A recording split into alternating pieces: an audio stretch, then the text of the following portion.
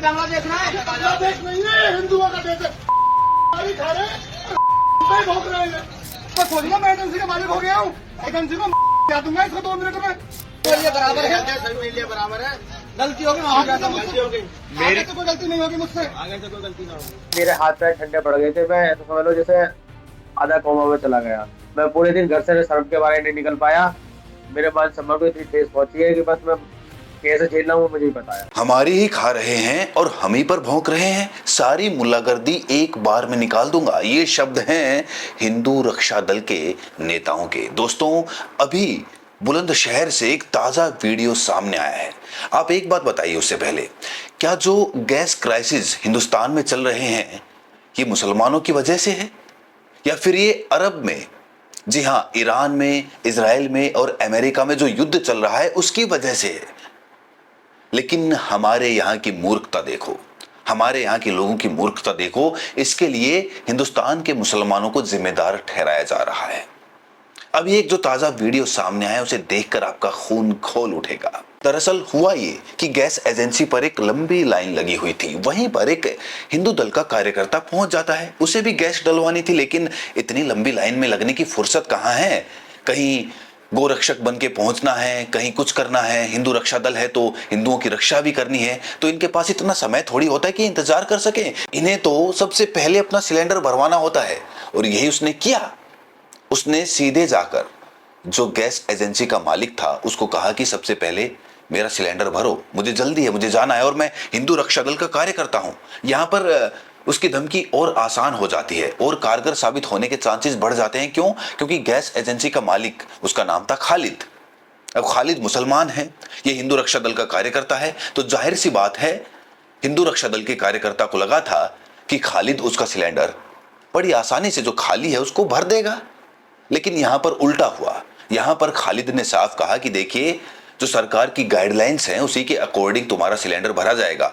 Line है, line में लगिए, booking करिए, पहले बुकिंग करिए फिर लाइन में लगिए, उसके बाद तुम्हारा सिलेंडर भरा जाएगा। लेकिन यहाँ हिंदू रक्षा दल का कार्यकर्ता कहाँ मानने वाला था। ये नियम कायदे कानून थोड़ी ना मानते हैं। इनके तो बाप का देश है, तो गैस एजेंसी पर इन्हें सिलेंडर भरवाने से कौन रोक सकता है।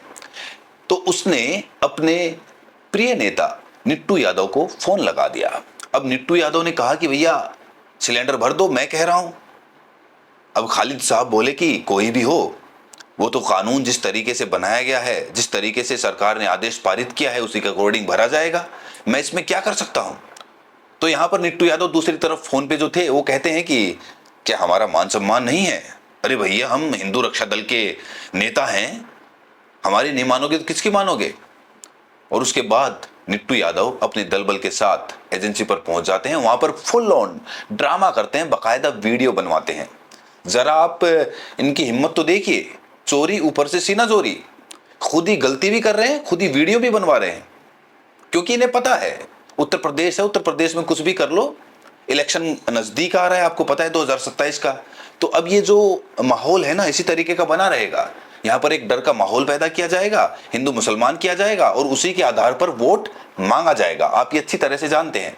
सबसे पहले आप ये वीडियो सुनिए। आप वीडियो सुनेंगे गौर से तो आपको पता चलेगा कि आखिर खालिद की इसमें क्या गलती थी और जो हिंदू रक्षा दल का है निट्टू यादव, उसने किस तरीके से भद्दी भद्दी गालियां दी है। वो गालियां तो मैं अपने चैनल पर नहीं सुनवाऊंगा, क्योंकि आप जानते हैं कि ये गालियां किसी भी ढंग से पारिवारिक नहीं है।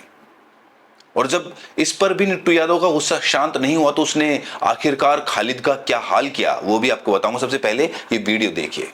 हिंदुस्तान में रह करके जब ये मुल्ला नहीं चलाते, आधी रात फोन करिए मुल्लागर्दी। बांग्ला देखना है, बांग्लादेश नहीं है, हिंदुओं का देश है। गाड़ी खा रहे हैं, भोग रहे हैं। अभी बात कर रहा हूँ भैया, तुम फोन कर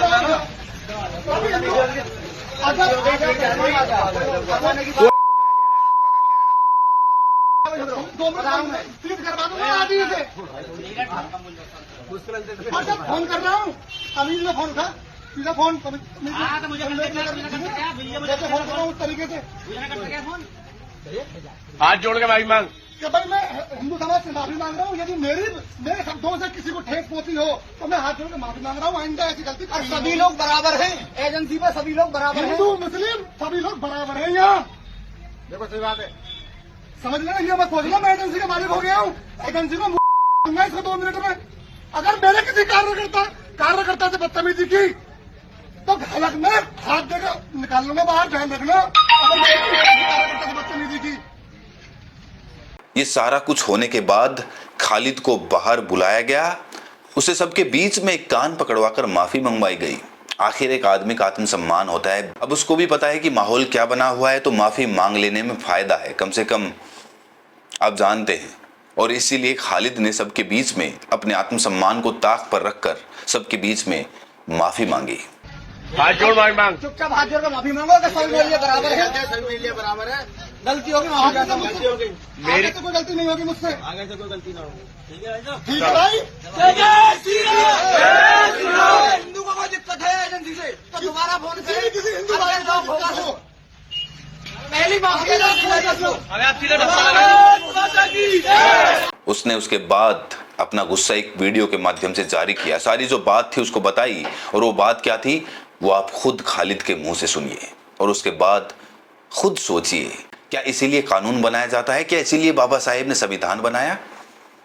क्या हमारे देश में जो कुछ हो रहा है वो एक लोकतांत्रिक गणराज्य की पहचान है, या फिर इस देश को मनोतंत्र से चलाने का प्रयास किया जा रहा है? पहले आप खालिद का ये बयान सुनिए और उसके दर्द को उसकी आंखों में देखने की कोशिश करिए। हाँ, वो वीडियो वायरल हो रहा है। ये हिंदू रक्षा दल के नेता बता रहे हैं, इनका नाम है नीटू यादव और ये मामनपुर के रहने वाले हैं। क्या मामला हुआ था? मामला ये हुआ था कि गवर्नमेंट के नियम अनुसार जिसकी बुकिंग हो रही है उसी को गैस देने के लिए अलाउ करा गया था। अब पब्लिक को ऐसा लगा कि गैस खत्म हो रही है, लाइन में बहुत पब्लिक आ रही है। हमने कहा भाई लाइन से आते रहो तभी गैस मिलेगी। उसमें एक कार्यकर्ता भी था, तो उस कार्यकर्ता ने फोन करा, हमसे बात कराई। इन्होंने कहा भाई मेरा कार्यकर्ता लाइन में नहीं लगेगा, इसको पहले गैस दो।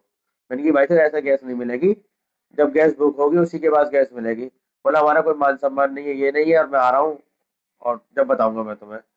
ये तुरंत मेरे यहाँ ऑफिस पर आए, मुझसे बहुत बदतमीजी करी गई और फिर मुझे बाहर निकलने को आके मुझे सार्वजनिक तौर पर मुझसे माफी मंगवाई थी गई कि हम हिंदू राष्ट्र है, इसे बांग्लादेश नहीं बनने देंगे, अब तुम हमारा खा रहे हो, ये कर रहे हो। मतलब सारी बातें जो उन्होंने कही वो आप वीडियो में देख रहे होंगे, ये इन लोगों ने मेरे साथ करा।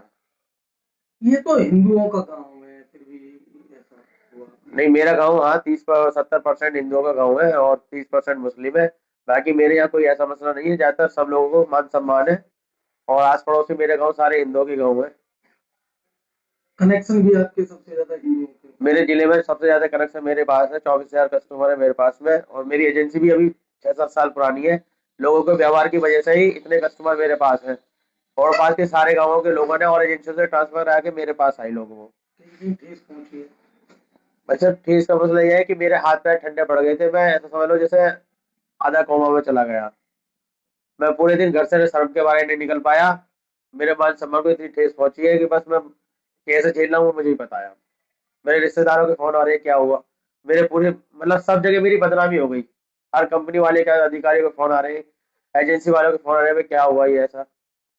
मेरे साथ ही बहुत ही बुरा हुआ है। अब सबसे बड़ा सवाल ये है कि ये कोई पहली घटना नहीं है। अभी कल ही मैंने एक घटना आपको दिखाई थी, 2 दिन से मैं उसको कवर कर रहा हूं। एक एसएचओ किस प्रकार ईद के दिन, यूपी की घटना थी वो, नमाज जो पढ़ रहे थे मुसलमान उनको जाकर धमकी देता है, किस तरह से गुंडागर्दी दिखाता है वो वीडियो भी आपने देखी होगी जाहिर तौर पर। और एक के बाद एक जिस तरीके से उत्तर प्रदेश में ये बढ़ती हुई घटनाएं हैं, ये क्या संकेत देती हैं? क्या अब जो भारत है वो धर्मनिरपेक्ष नहीं रहा?